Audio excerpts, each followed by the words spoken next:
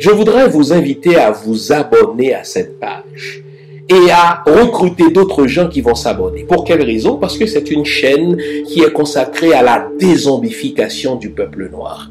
Vous savez, en ma qualité de théologien, d'historien et d'expert en management public, je décide de mettre toute mon énergie et toute l'équipe qui travaille avec moi décide aussi de mettre toute son énergie à la dézombification du peuple noir. L'émission s'appelle Lumière sur le monde. Eh bien, cette lumière, ce n'est pas moi. Cette lumière, c'est le travail que nous faisons ensemble. Lorsque tout à coup, on réalise qu'on nous a roulé dans la farine, on réalise qu'on nous a trompés pendant, n'est-ce pas, des siècles, et que tout à coup, nous prenons conscience de nos ressources, nous prenons conscience de notre identité, et ayant pris conscience de tout cela, nous prenons la décision de partager ce que nous sommes, ce que nous comprenons avec les autres. Donc, nous avons besoin d'avoir une masse critique d'hommes et de femmes noirs réveillés qui vont changer, n'est-ce pas, leur pays respectif pour la gloire de nos ancêtres. Nos ancêtres méritent cela. Ils se sont sacrifiés pour nous et c'est à nous aujourd'hui de prendre le relais. Comment on le fait? On le fait en se dézombifiant et en dézombifiant les autres. Je vous invite donc à liker ce qui se fait sur cette chaîne, à le sharer, à le partager avec les autres, à vous abonner et si vous l'avez fait déjà, à recruter d'autres qui vont s'abonner. On est ensemble, on garde le moral car tant que va le moral, tout va.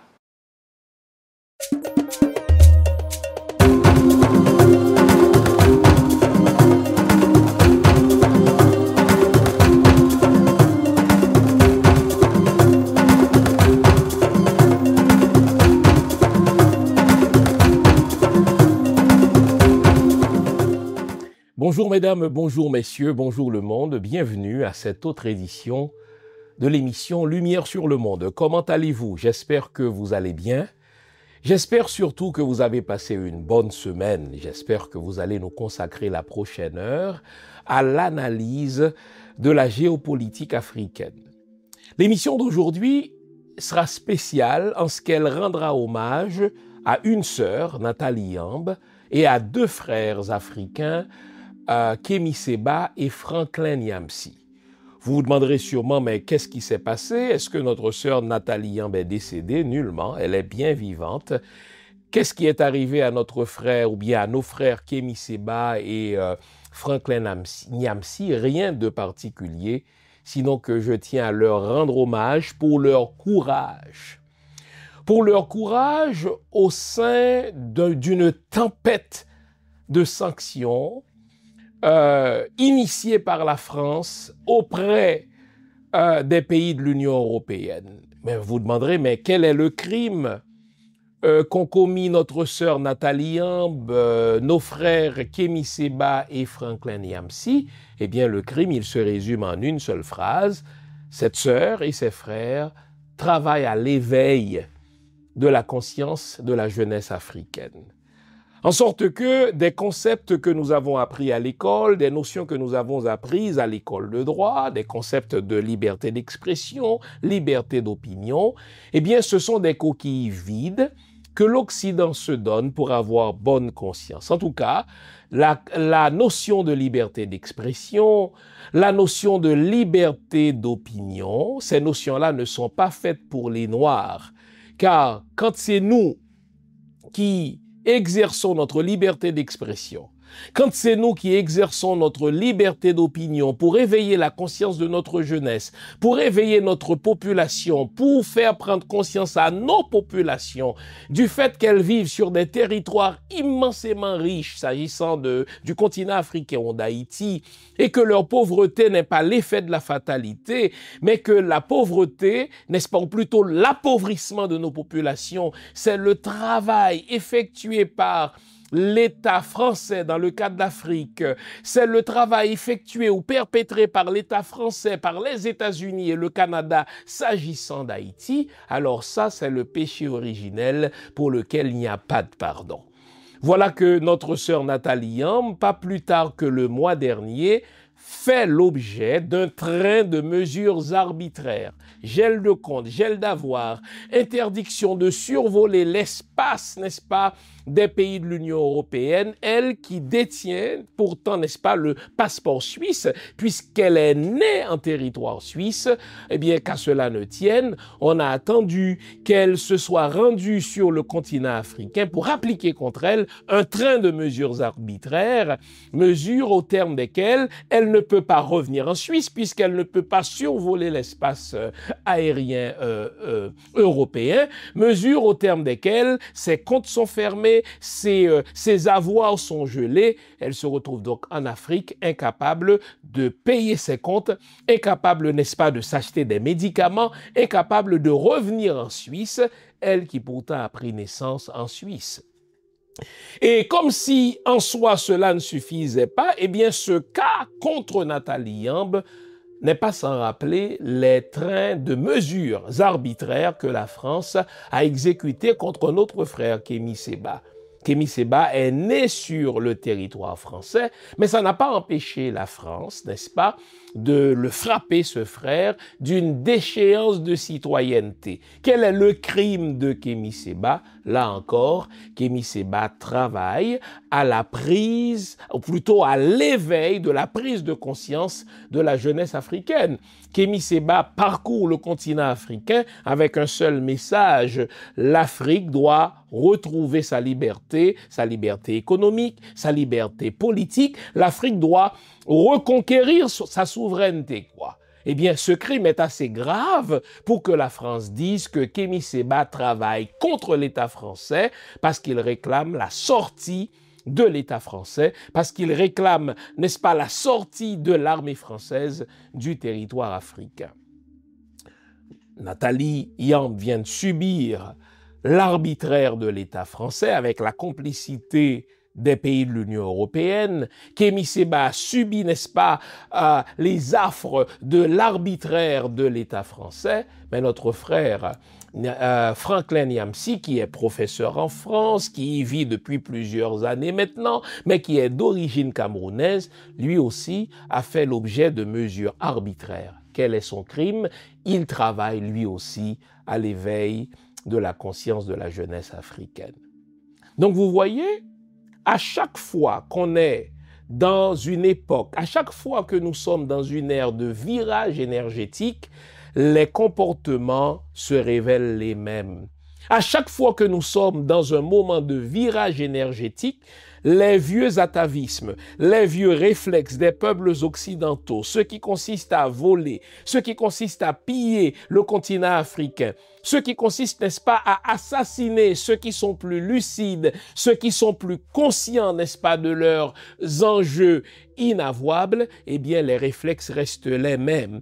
L'État français assassine, l'État français tue civilement, l'État français met de côté, l'État français intimide. Le message que la France veut envoyer, n'est-ce pas, à nous autres Noirs, à nous autres, n'est-ce pas, Africains, ne se limite pas à Nathalie Yamb. Ce message-là ne se limite pas à Kémy Séba. Ce message-là ne se limite pas à Franklin Nyamsi. La France est en train de nous dire, à nous les Noirs, les États-Unis sont en train de nous dire, le Canada, n'est-ce pas, est en train de nous dire, et on verra comment les tactiques sont les mêmes. Si vous vous donnez pour mission, en tant qu'influenceur, de travailler à l'éveil de conscience de votre population, eh bien, vous serez tout simplement sanctionné, vous serez tout simplement puni, parce que la liberté d'expression n'est pas une notion qui a été conçue pour vous les Noirs, la liberté d'opinion n'est pas un concept, n'est-ce pas, qui a été pensé pour vous les Noirs, c'est un concept ou c'est une notion qui a été pensée pour nous les Occidentaux, et quand vous vous avisez en tant que Noirs de vous réclamer de la liberté d'expression, de vous réclamer de la liberté d'opinion, vous serez tout simplement simplement puni. Car l'Afrique doit rester cette jungle dans laquelle les Occidentaux pillent allègrement, dans laquelle les Occidentaux, n'est-ce pas, font ce qu'ils veulent. Haïti doit rester ce pays immensément riche dont les ressources doivent constituer la réserve stratégique des États-Unis.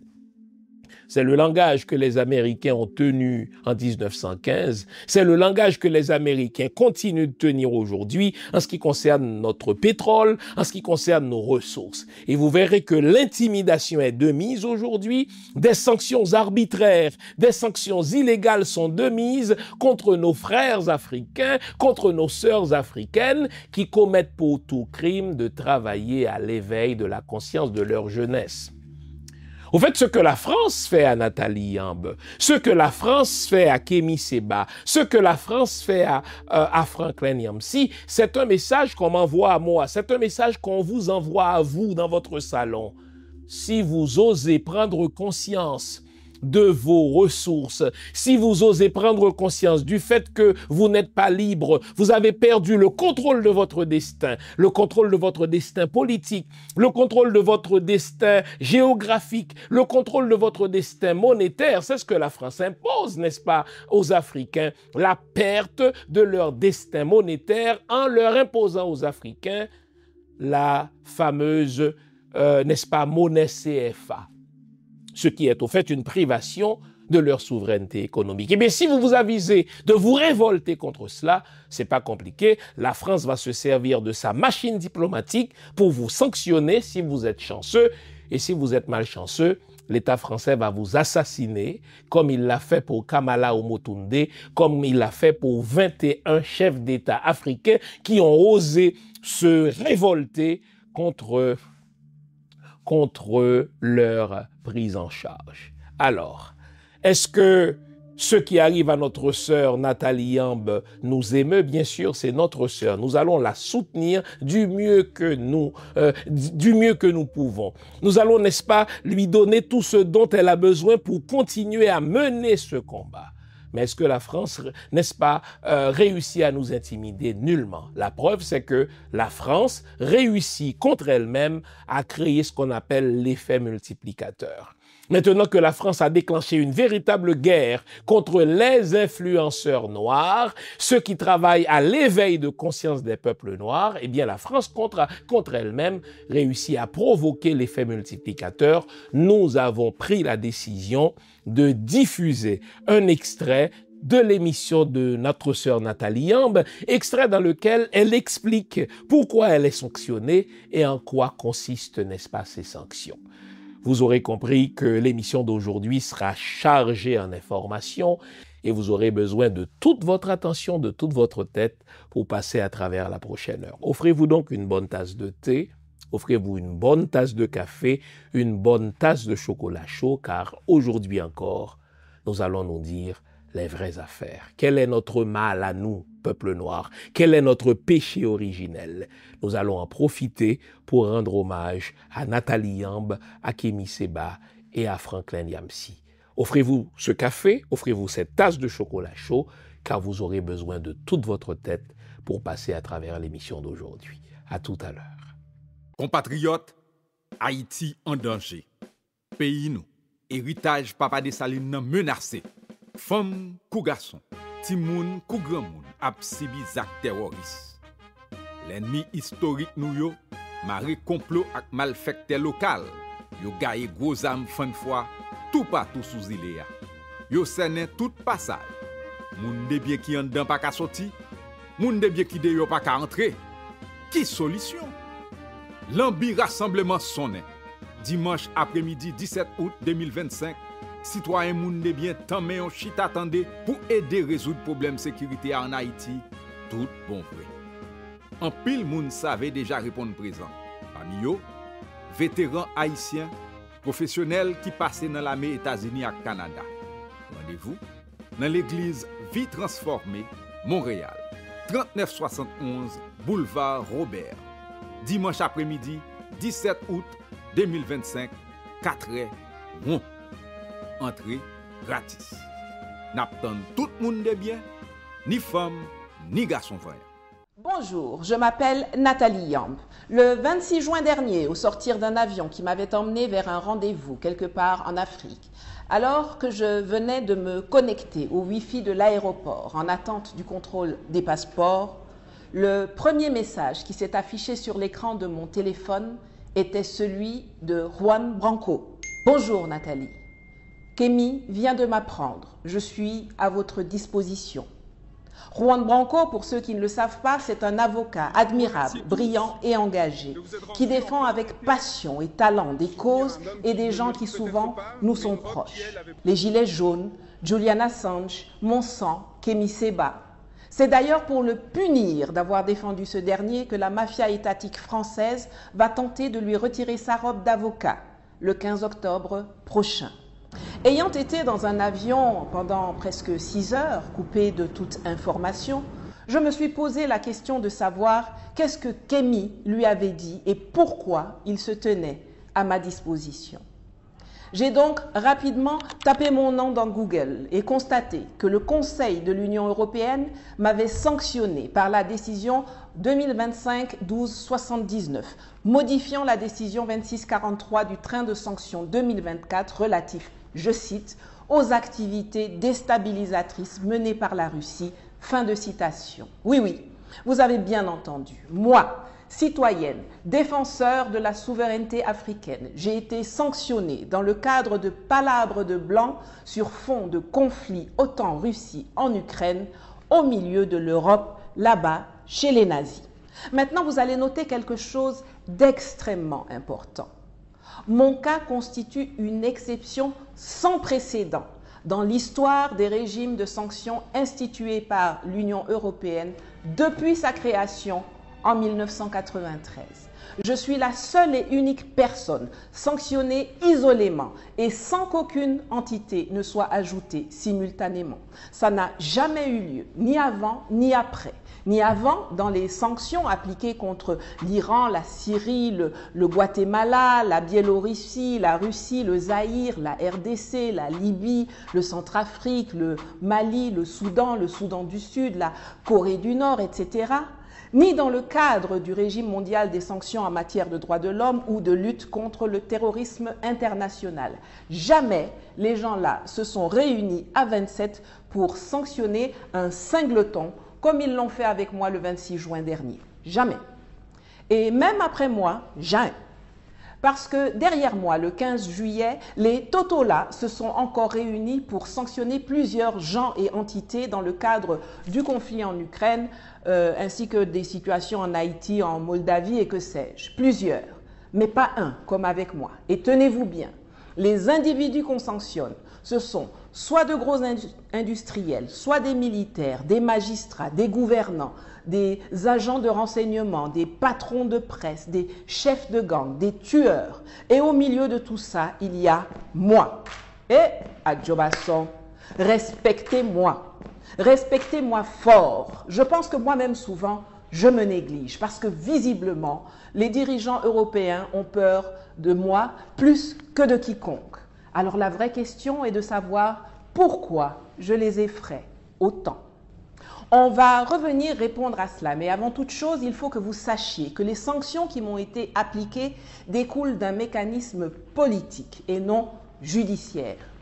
Sur demande de la France, la haute représentante qui, dans le jargon bruxellois, équivaut au ministre des Affaires étrangères, la dénommée Kaja Kallas, qui est l'ex-première ministre estonienne, a proposé, au nom de la Commission, de me sanctionner. Des groupes de travail sur les relations extérieures, sur l'Afrique, sur les armes, ont examiné techniquement le dossier avant de l'envoyer au COREPER 2, le comité des représentants permanents, composé des 27 ambassadeurs des États membres accrédités à l'UE, qui ont validé politiquement la sanction. Le 26 juin, le Conseil de l'Union européenne, c'est-à-dire les 27 ministres des Affaires étrangères des États membres, le ramassis de fragiles que vous voyez défiler dans toute leur laideur à l'écran, se sont réunis pour adopter à l'unanimité les sanctions contre moi et uniquement moi, qui consistent, premièrement, en une interdiction d'entrée et de transit sur l'ensemble du territoire de l'Union européenne. Deuxièmement, en une saisie de mes avoirs sur le territoire de l'Union européenne.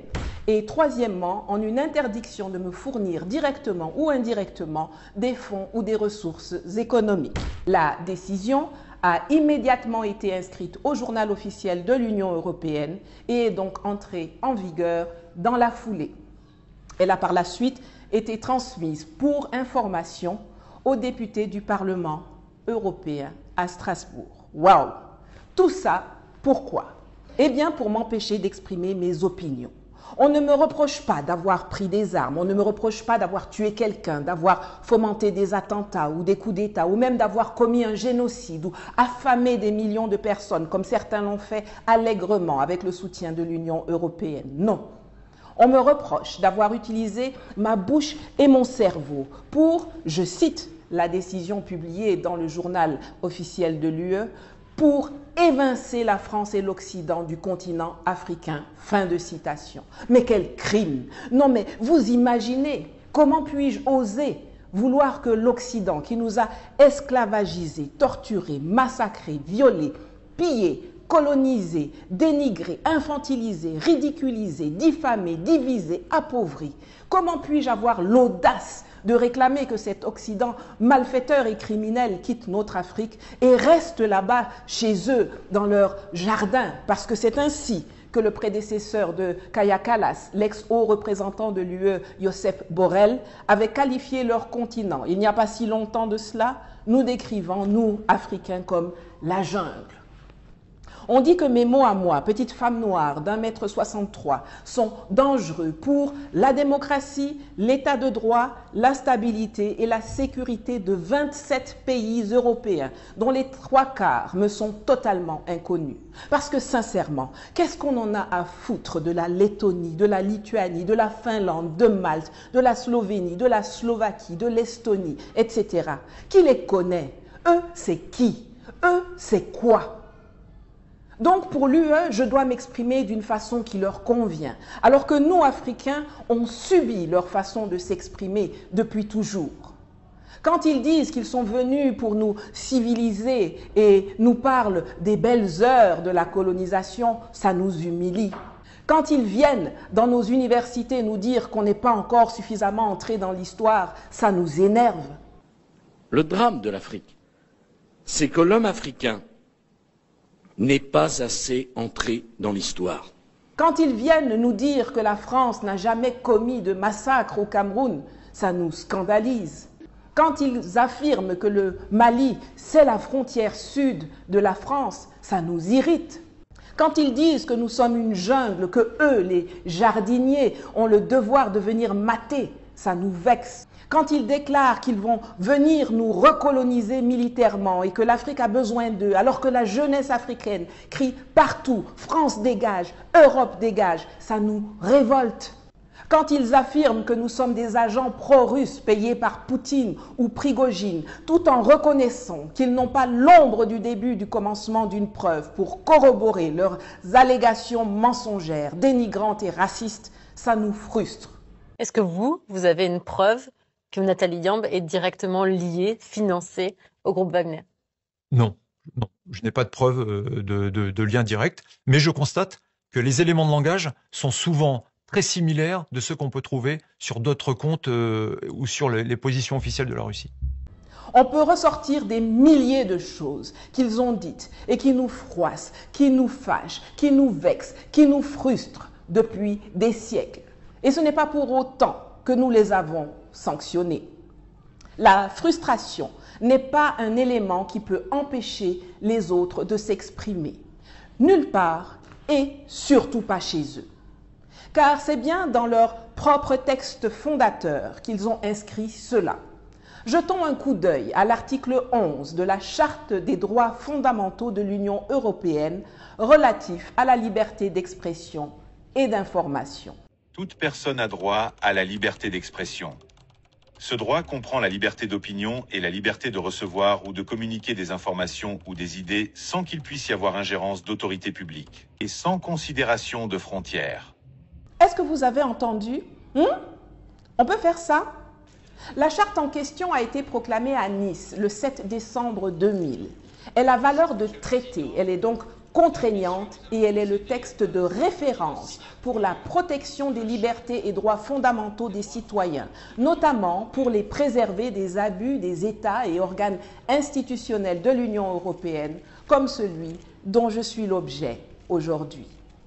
La même disposition est d'ailleurs inscrite à l'article 10.1 de la Convention européenne des droits de l'homme, ainsi que dans l'article 19 de la Déclaration universelle des droits de l'homme, adoptée en 1948 par l'ONU. Vous savez, cette organisation omnipotente qui réunit tous les États du monde à New York sur une base prétendument égalitaire, mais au sein de laquelle les 5 qui siègent en permanence au Conseil de sécurité sont plus puissants que les centaines qui siègent à l'Assemblée générale.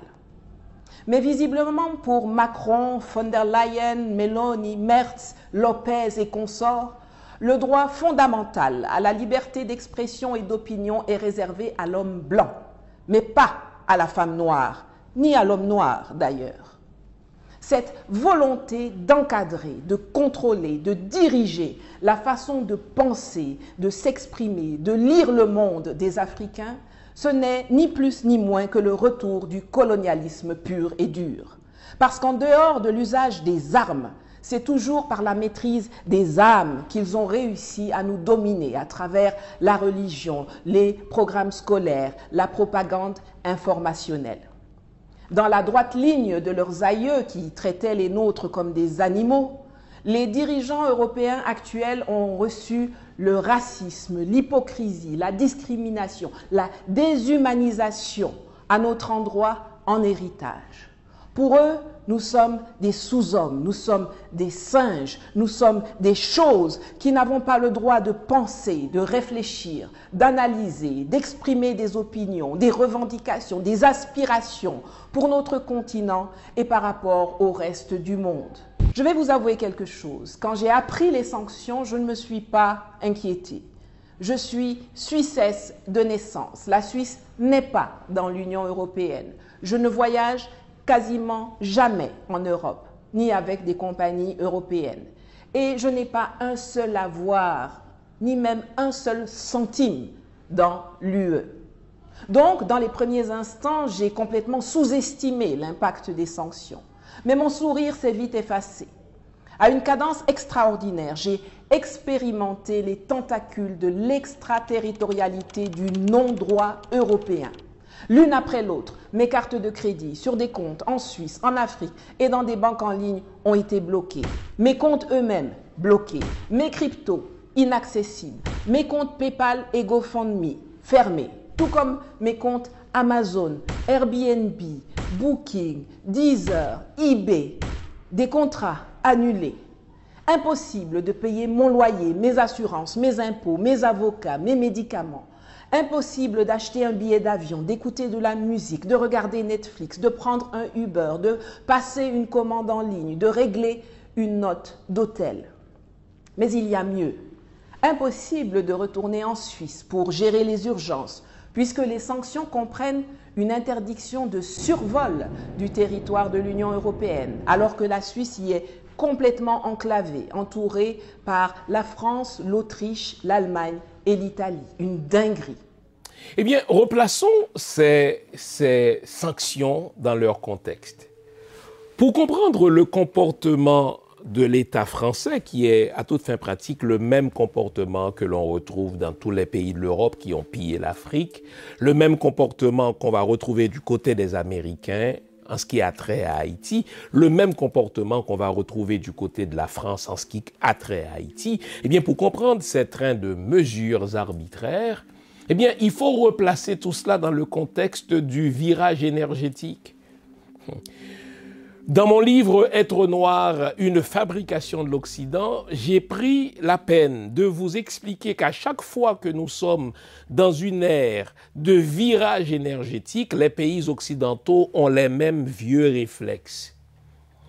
Les pays occidentaux, en particulier les pays européens, savent qu'ils vivent sur un petit continent, Ils sont presque un demi-milliard sur un petit continent. Ils sont 450 millions d'habitants sur un petit continent.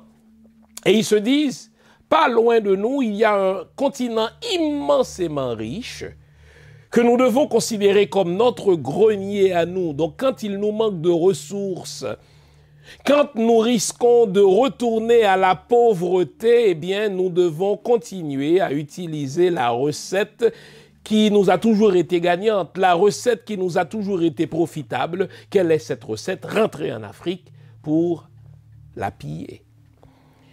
C'est ce comportement-là que les Occidentaux ont eu à la fin du Moyen-Âge. Eux qui se mangeaient les uns les autres, eux qui se faisaient la guerre les uns aux autres, eux qui subissaient les mauvaises récoltes et qui donc, à cause des mauvaises récoltes, n'est-ce pas, faisaient face à des révoltes sociales, à des révolutions politiques, eh bien, les peuples européens gardent les mêmes vieux réflexes. En période de virage énergétique, notre seule solution, notre seul recours, c'est l'Afrique. Et vous avez compris qu'à la fin du Moyen-Âge, ils sont entrés, n'est-ce pas, en Afrique. Lorsque, grâce à Haïti, ils étaient obligés de mettre fin à l'esclavage au XIXe siècle, ils ont organisé la conférence de Berlin. Et quel a été l'objet de la conférence de Berlin? Comment se partager le continent africain entre Européens sans les Africains, ou alors au détriment ou aux dépens des Africains? Et lorsque plus tard, dans les années 50, les pays colonisateurs comme la France, comme l'Angleterre, n'est-ce pas, ont dû décoloniser, eh bien, ils ont conçu une autre mécanique qu'on appelle la néocolonisation, qui donne l'impression qu'ils ont laissé l'Afrique, mais en réalité, ils n'ont jamais laissé l'Afrique parce qu'ils ne peuvent pas se passer des ressources africaines. Et nous voilà au XXIe siècle. On parle de virage énergétique, on veut délaisser désormais les ressources des énergies fossiles pour se tourner vers des énergies renouvelables, n'est-ce pas? C'est plus politiquement correct, en tout cas, c'est plus pro-environnemental, mais la vérité, c'est que l'Occident ne détient pas ces ressources renouvelables. L'Occident ne détient pas l'énergie renouvelable. Et là encore, les réflexes sont les mêmes, les atavismes sont les mêmes. Nous devons retourner en Afrique pour demeurer riches. Et c'est là où les Occidentaux, la France en particulier, a un problème parce que à la fin du Moyen-Âge, on pouvait rapidement assassiner les 2 ou 3 éveilleurs de conscience. On pouvait les enchaîner, les déporter vers un autre continent qu'on appellera l'Amérique. Au XIXe siècle, n'est-ce pas, ils pouvaient débarquer en Afrique et sous prétexte du fardeau de l'homme blanc, sous prétexte de civiliser ces Africains-là, ils pouvaient débarquer, voler et piller, sauf qu'aujourd'hui, grâce aux médias sociaux, ils ne peuvent plus agir de la même manière sans que leur comportement ne soit dénoncé. En sorte que les pires ennemis de la France aujourd'hui, les pires ennemis des États-Unis d'Amérique en ce qui a trait à Haïti, les pires ennemis du Canada en ce qui a trait à notre continent africain ou à Haïti, ce sont les éveilleurs de conscience comme Nathalie Yambe.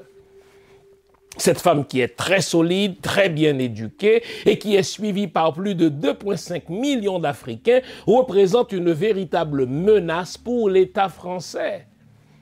À chaque fois qu'elle ouvre la bouche, l'État français, les services secrets, les services d'espionnage et de contre-espionnage, n'est-ce pas, de la France, tremblent parce que cette femme-là, elle est écoutée. Elle est écoutée par la jeunesse africaine, elle est écoutée par les parents, elle est écoutée même par les politiciens qui ont peur d'elle.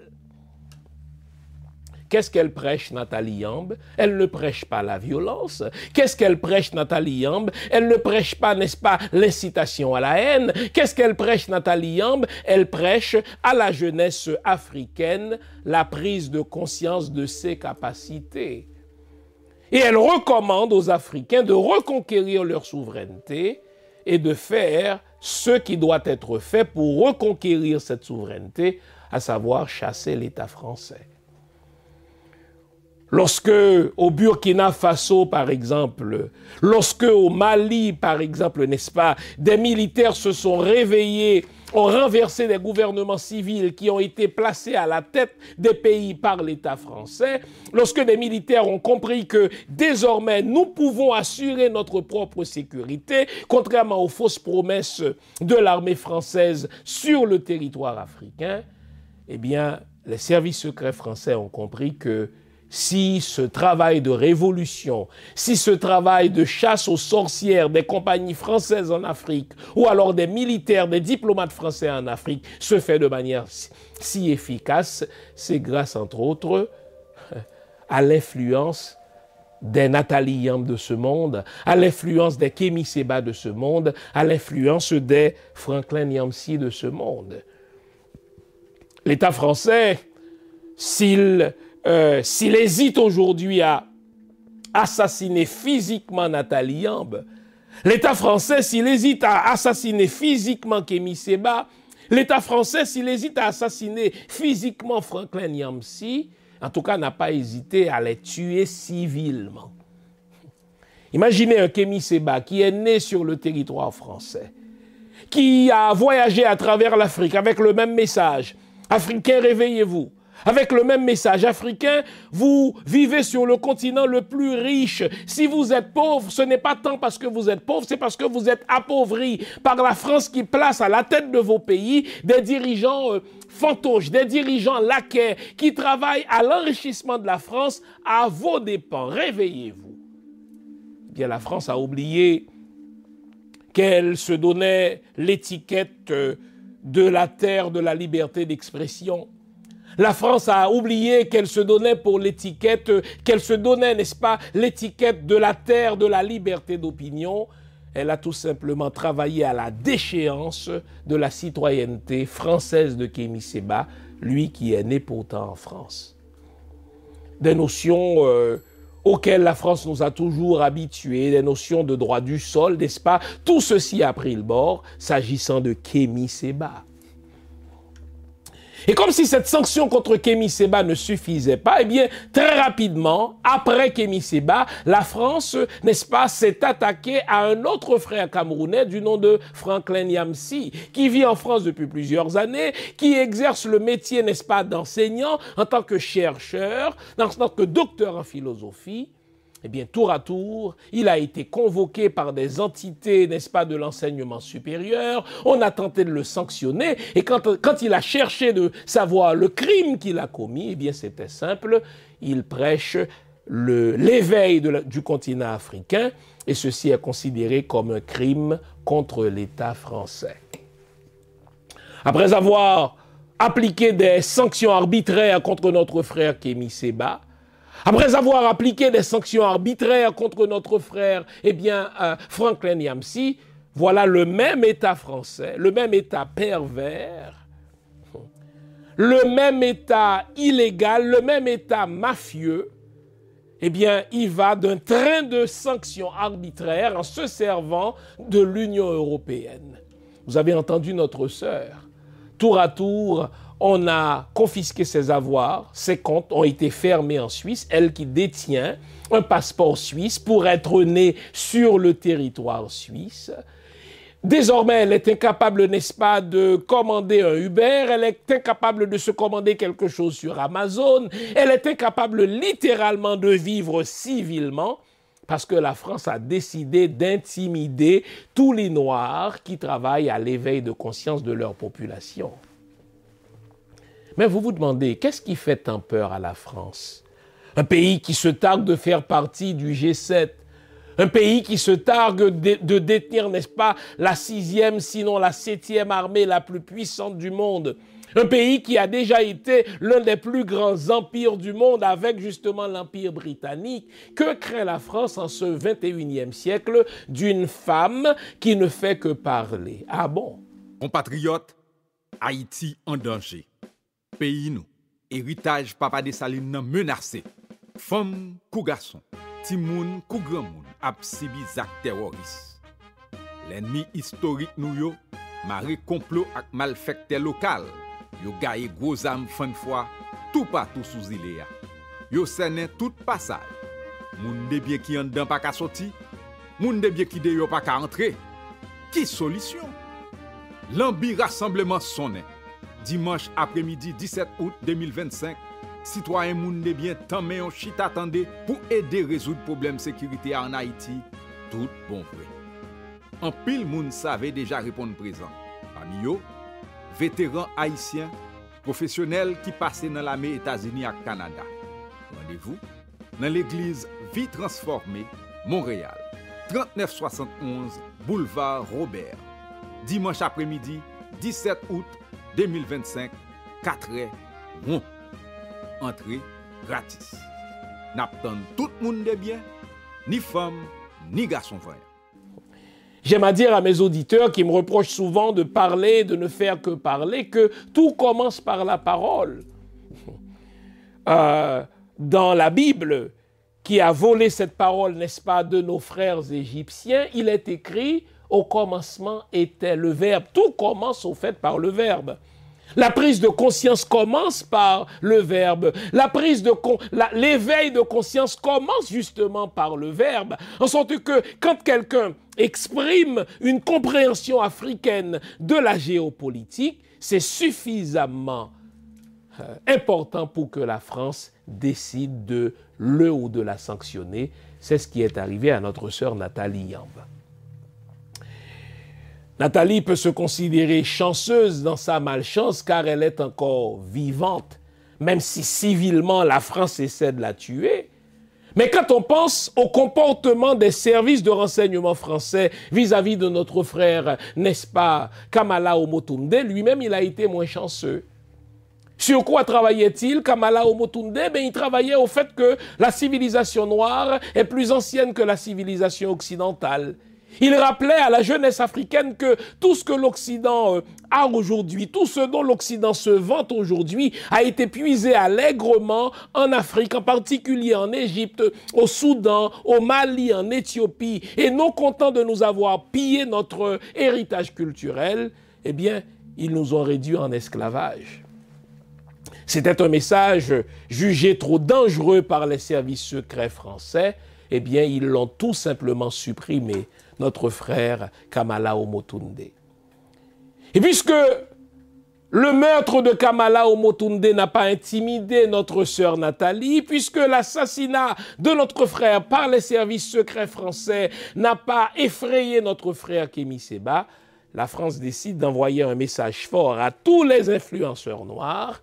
Si vous continuez à travailler à l'éveil de conscience de votre jeunesse, si vous continuez à travailler à l'éveil de conscience de vos populations, nous allons vous tuer civilement, quitte à renvoyer aux poubelles des notions de liberté d'expression, des notions de liberté d'opinion. Ce sont des concepts qui ont été faits pour des Noirs, ce sont des notions qui ont été envisagées, ce sont des concepts qui ont été faits pour des Blancs et non pour des Noirs, ce sont des notions qui ont été envisagées pour les sociétés occidentales et non pour nous les Noirs. Et quand on veut revendiquer notre liberté d'expression, quand on veut revendiquer notre liberté d'opinion, eh bien, la France s'en moque tout simplement, car elle veut nous réduire en silence. En sorte que, conformément au titre de l'émission, le péché originel des peuples noirs, c'est le paradoxe de nos richesses et l'appauvrissement de nos populations. Vous voyez le paradoxe? L'Afrique, c'est le continent le plus riche.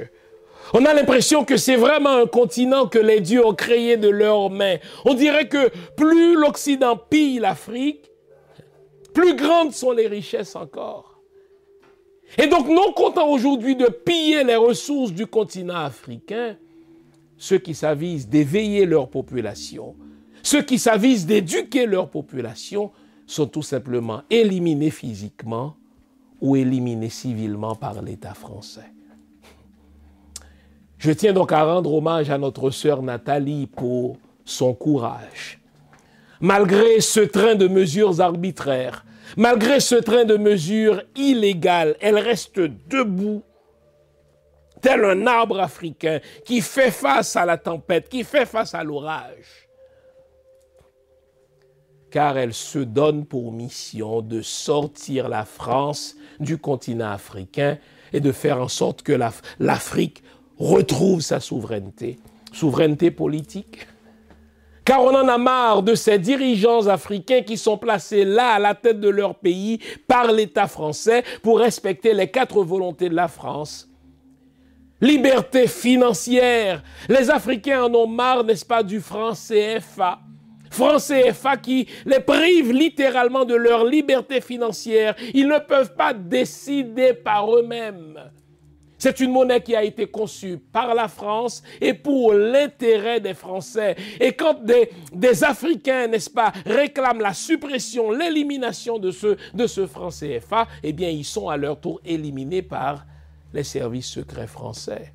Je vous l'ai toujours dit, je l'ai démontré, n'est-ce pas, dans notre livre « Être noir, une fabrication occidentale », le jour où nous, les Noirs, nous allons prendre conscience de nos richesses. Le jour où nous prendrons conscience de nos capacités, des pays qui se sont toujours targués d'être des pays riches redeviendront pauvres comme ils l'ont été au cours du Moyen-Âge. Le contexte est particulièrement fragile. Les États riches, les États, n'est-ce pas, suivez mon regard, enrichis parce qu'ils ont appauvri nos territoires, ils sont frileux. Pourquoi? Parce qu'ils savent qu'ils vont avoir besoin de nouvelles ressources en ce moment de virage énergétique et ils n'ont pas ces ressources-là chez eux. Ils se disent, la seule façon pour nous de rester riches, la seule façon pour nous de rester puissants, c'est de continuer à piller les pays africains. Gare aux éveilleurs de conscience qui veulent réveiller la jeunesse africaine. Au fait, de l'Afrique à Haïti, ce sont les mêmes tactiques. J'ai commencé par vous démontrer qu'au Moyen-Âge, eh bien, l'Europe s'est tournée vers l'Afrique. L'Europe est entrée en Afrique pour ne plus en ressortir. Lorsqu'au 19e siècle, à la fin justement des années 1885, grâce à l'effort des Haïtiens pour l'élimination, pour l'abolition de l'esclavage, les pays européens se sont résignés à abolir l'esclavage dans leurs colonies. Ils ont organisé la conférence de Berlin qui avait pour objet comment partager l'Afrique entre nous les Européens aux dépens des Africains.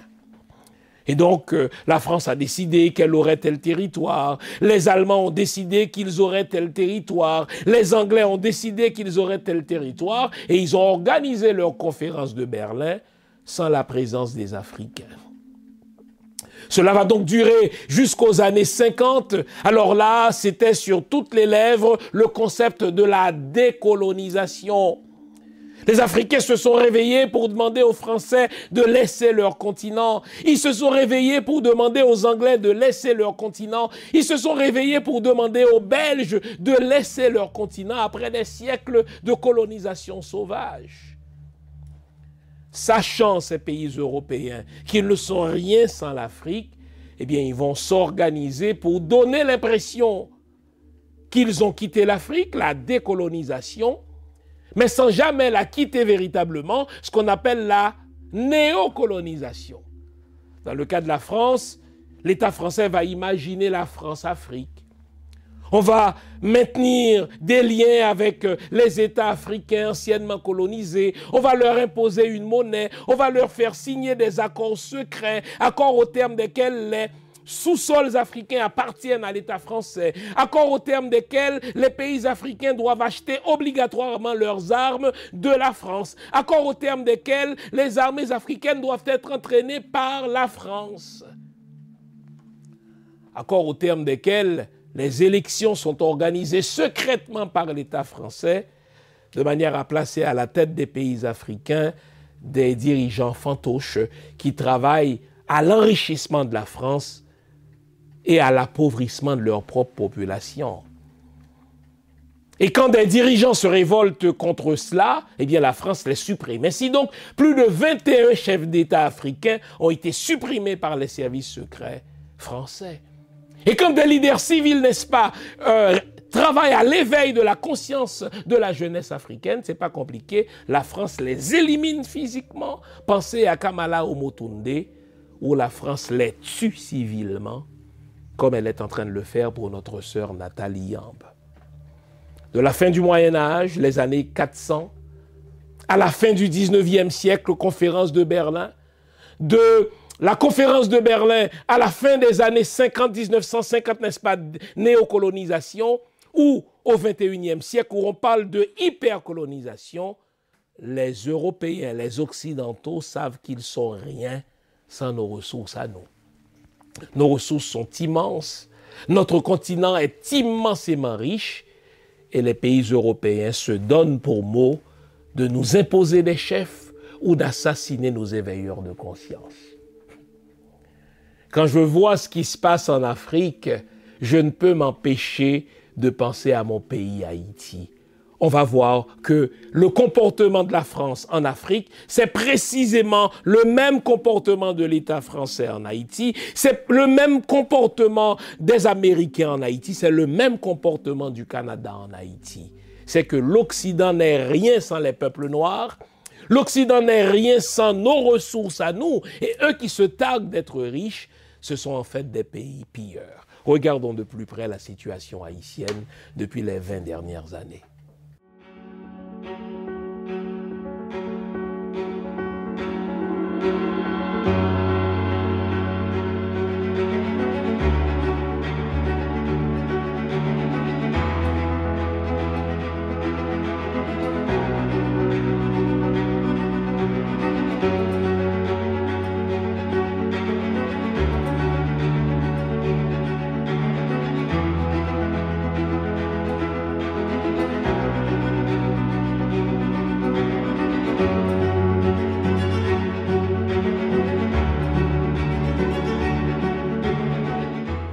Ce qui se passe en Afrique n'est pas différent de ce qui se passe en Haïti.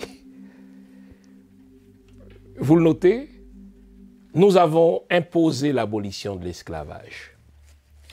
Nous avons forcé les pays esclavagistes à revoir leurs plans. Nous avons changé l'ordre mondial car l'esclavage était là pour rester.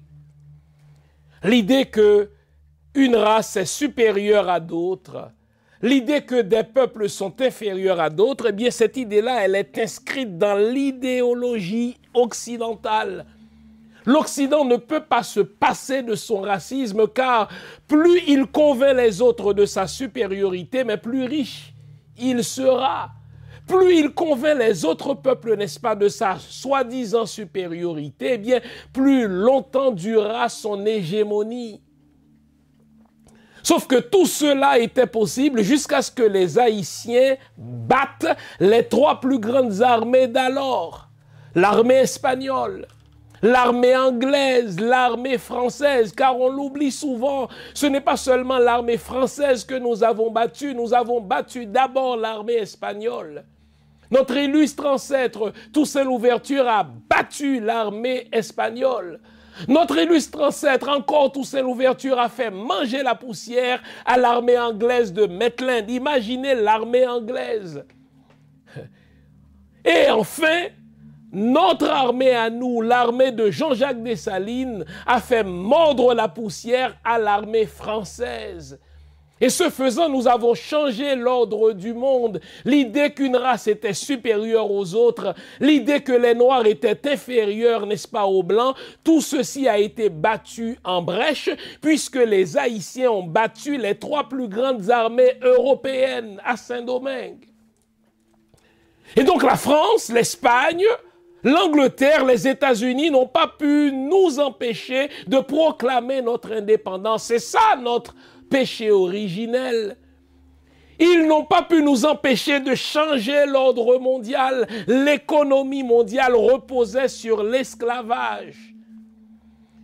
On se rendait en Afrique en tant qu'Européens, on prenait en captivité, n'est-ce pas, des hommes, des femmes qui étaient des gens libres, on les amenait comme esclaves sur un autre continent qu'on appelle l'Amérique, et ceux-là étaient condamnés à travailler à perpétuité comme esclaves pour l'enrichissement d'une autre race, imaginez.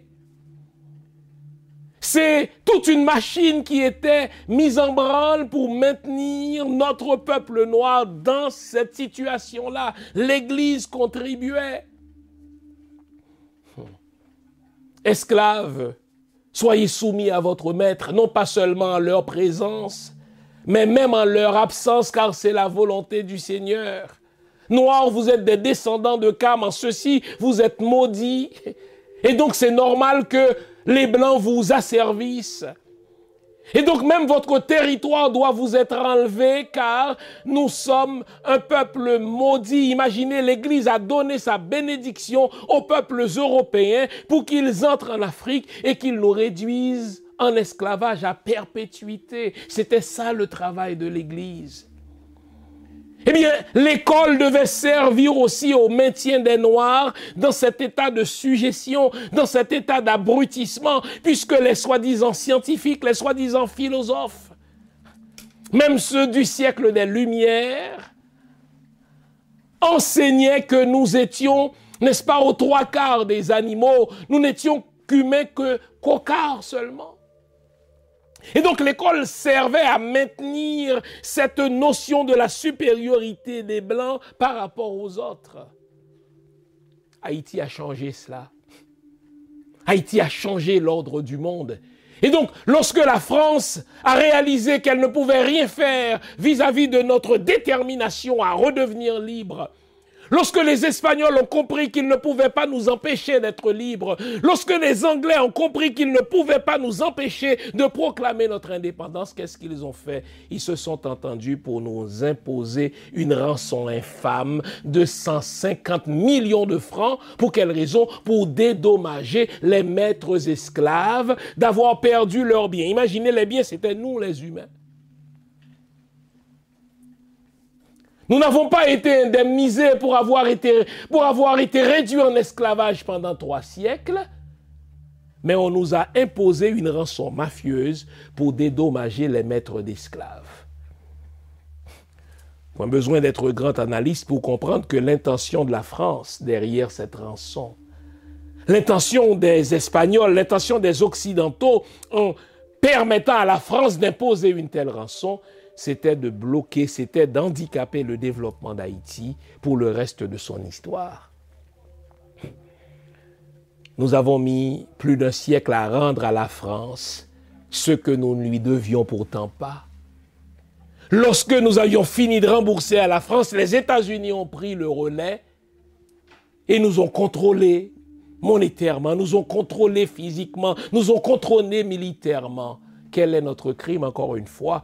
Notre détermination à vivre libre, notre détermination à faire la démonstration que nous ne sommes inférieurs à personne.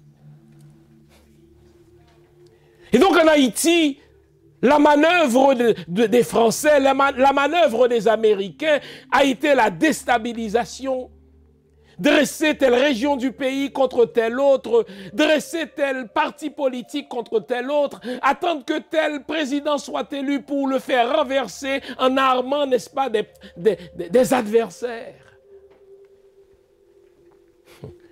Cela va durer pendant tout le 19e siècle, pendant tout le 20e siècle, jusqu'au début du 21e siècle, lorsque, à l'approche de la célébration du 200e anniversaire de notre indépendance, un président haïtien, Jean-Bertrand Aristide, a osé dire à la France, le temps est venu pour vous de nous rendre ce que vous nous avez volé, à savoir nos 37 milliards d'euros.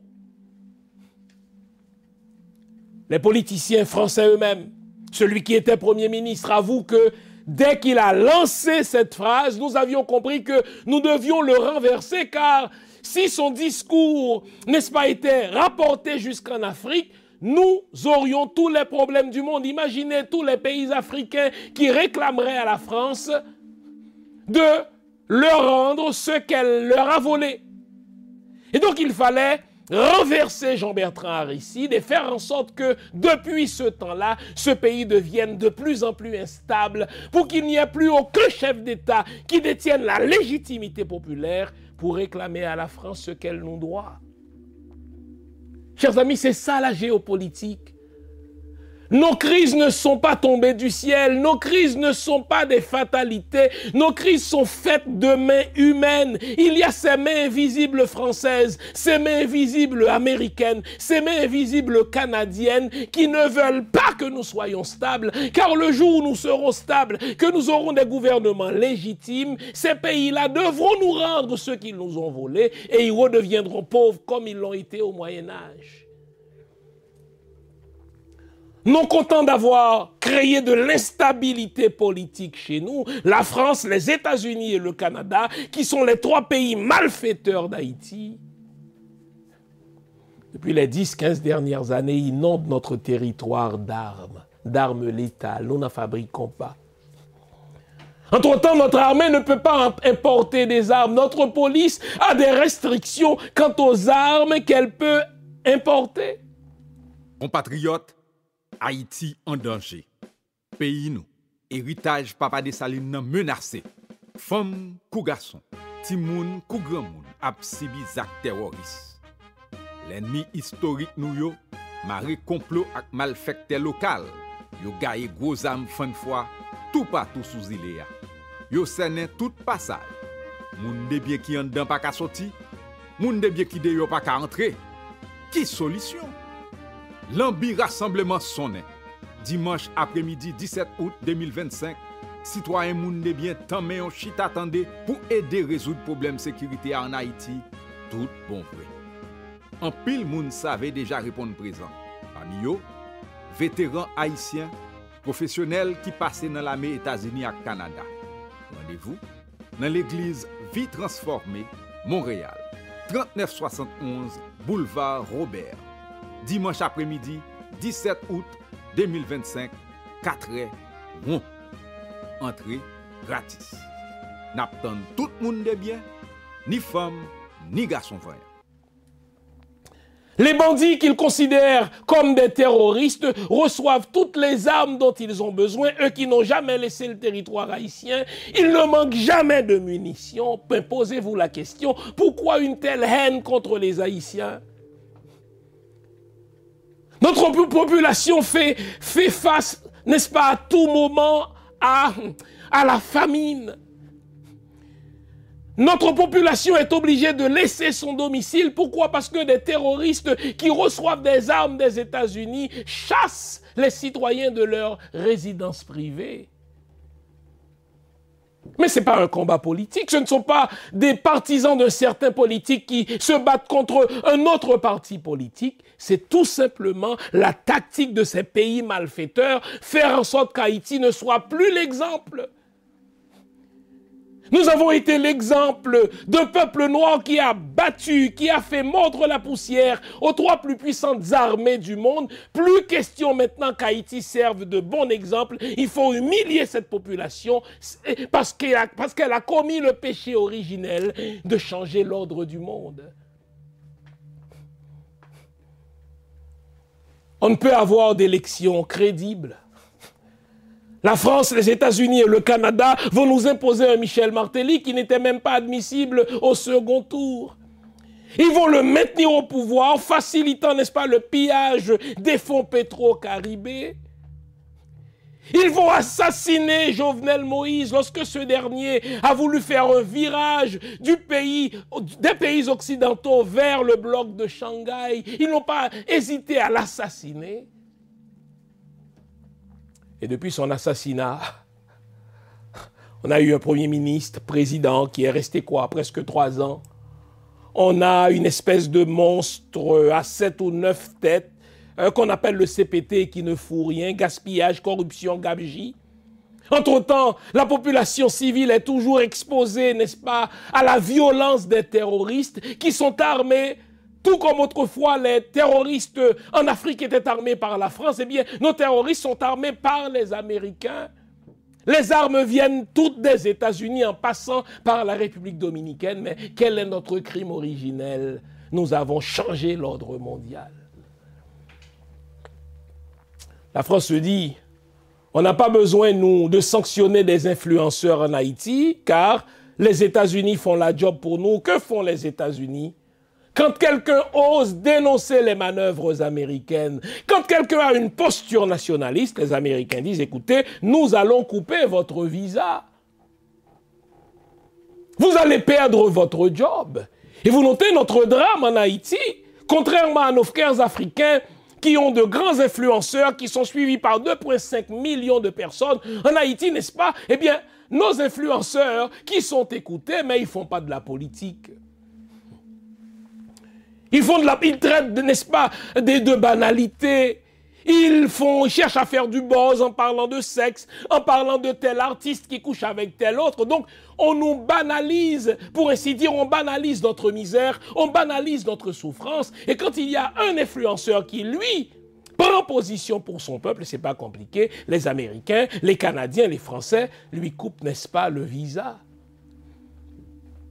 Pourquoi ils font ça? Mais parce que nous avons changé l'ordre du monde. Pourquoi ils font ça? Parce que nous détenons des richesses. Le département d'État a déjà dit que le pétrole haïtien doit être considéré comme la réserve stratégique des États-Unis. Imaginez un pays souverain qui détient du pétrole et dont le pétrole est considéré par un autre pays souverain comme sa réserve stratégique. Donc vous notez que les réflexes sont les mêmes, les comportements sont les mêmes. En Afrique, on sanctionne des influenceurs, on les assassine comme Amala Omotunde. En Haïti, on inonde, n'est-ce pas, le territoire d'armes létales pour faire en sorte que la population ne soit jamais assez paisible pour élire son propre dirigeant. Et derrière tout cela, qu'est-ce qu'on nous vole? On nous vole le contrôle de notre destin politique. On nous vole le contrôle de notre destin économique. En Haïti, vous avez une bourgeoisie transnationale qui ne crée pas la richesse. Une bourgeoisie transnationale syro-libanaise qui achète des saloperies en Chine, qui achète des saloperies, n'est-ce pas, en République dominicaine, et qui vient nous balancer ces saloperies-là à la population, sans contrôle de l'État. D'État, il n'y en a point, puisque les députés, les sénateurs, les premiers ministres, n'est-ce pas, sont nommés par cette bourgeoisie syro-libanaise qui travaille au profit des Américains, au profit des Français, au profit des Canadiens. Et vous avez une population qui est livrée à elle-même. Vous regardez votre pays, vous écoutez les quelques journalistes, mais ce sont des vendeurs de micros. Leur micro est vendu à des commanditaires qui, eux, sont à la solde de l'ambassade américaine.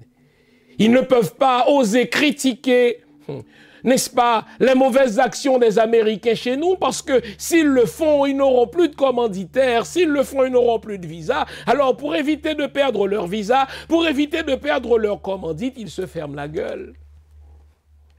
Nos journalistes se font corrompre justement par l'ambassade américaine, l'ambassade française, l'ambassade canadienne.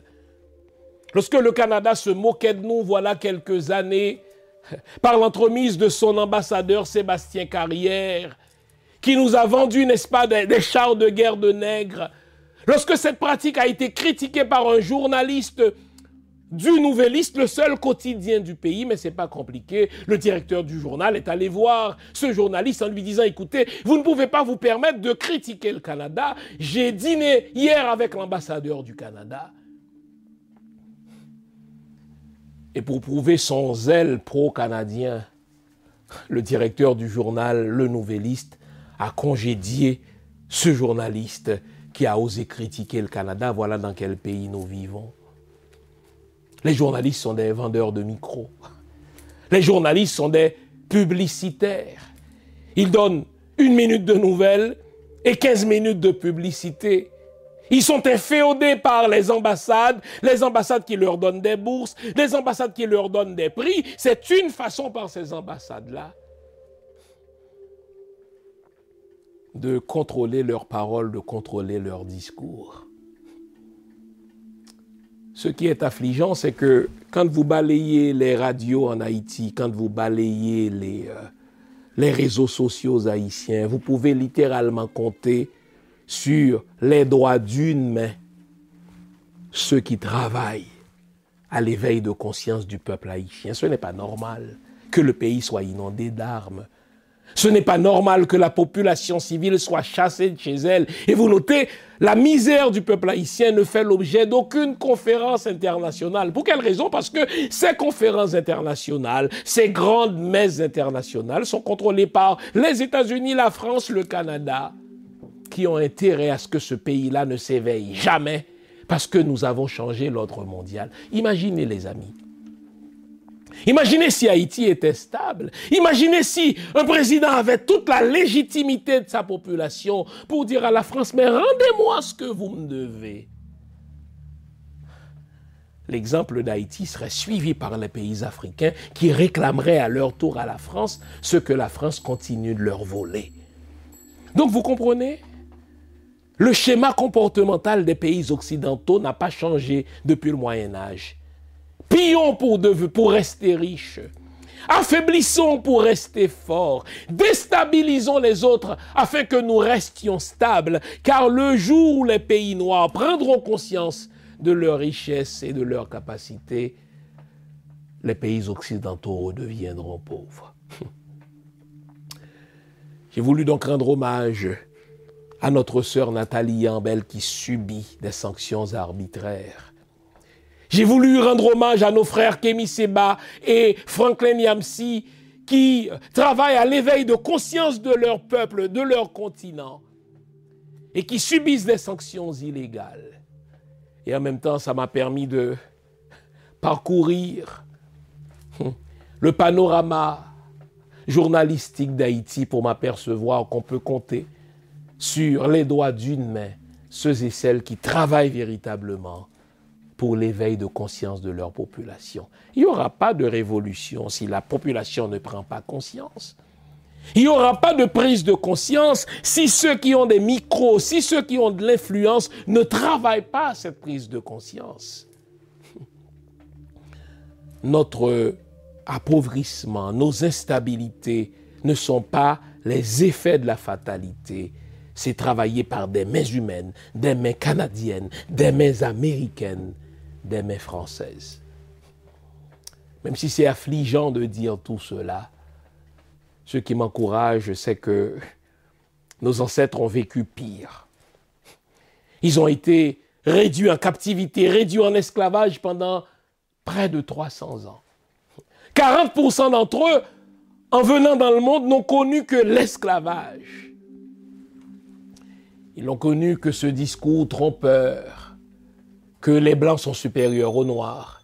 Ils n'ont connu que ce discours trompeur, à savoir que les Noirs, n'est-ce pas, sont des fils de Cam, donc des maudits de Dieu.